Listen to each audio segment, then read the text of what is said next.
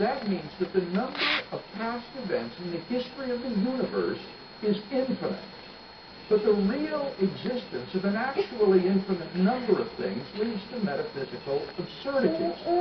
For example, suppose you had an infinite number of coins, numbered 1, 2, 3, and so on to infinity, and I took away all the odd-numbered coins. How many coins would you have left? Well, you still have all the even-numbered coins, or an infinity of coins. So, infinity minus infinity is infinity. But now suppose instead that I took away all of the coins numbered greater than 3. Now how many coins would you have left? 3. So, infinity minus infinity is 3.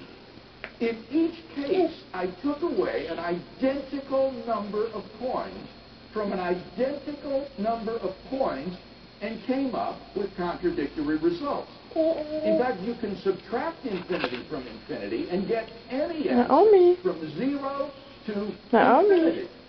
For this reason, inverse operations like subtraction and division are simply prohibited in transfinite arithmetic. In the real world, no such condition has any play. Obviously, you can give away whatever coins you like. This and other examples suggest that infinity is just an idea in your mind, not something that exists in reality. But that entails that past events, since they're not just ideas but are real, must be finite in number. Therefore, the series of past events can't go back forever. Rather, the universe must have begun to exist.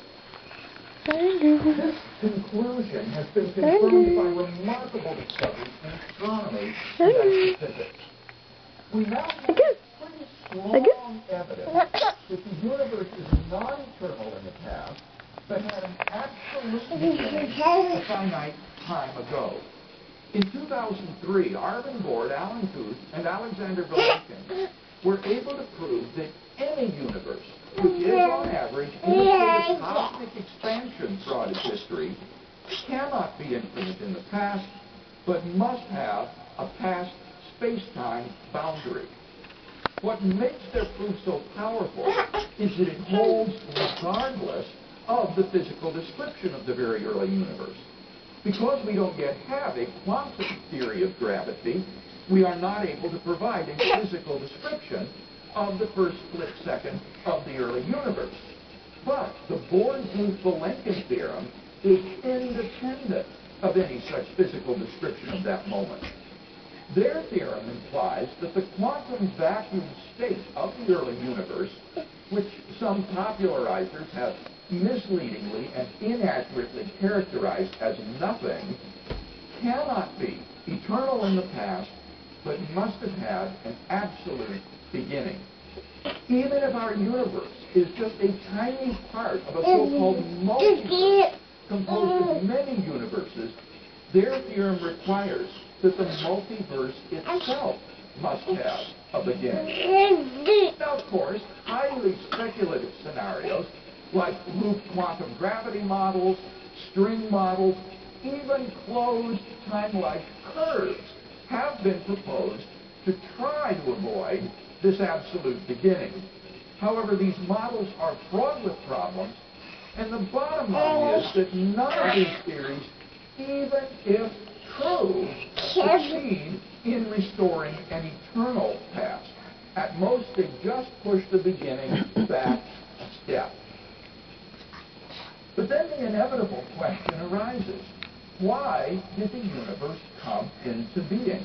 What brought the universe into existence?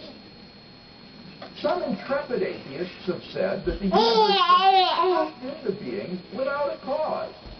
But surely that's metaphysical. For such a conclusion is, in the words of the philosopher of science, Bernhard Kanitscheider, in head-on collision with the most successful ontological commitment in the history of science, namely the metaphysical principle that out of nothing, nothing comes.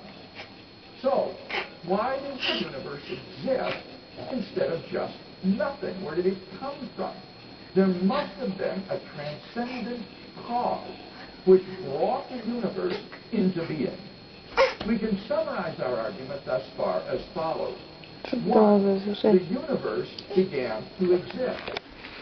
Two, if the universe began to exist, then the universe has a transcendent cause. Three, therefore, the universe has a transcendent cause. Given the truth of the two premises,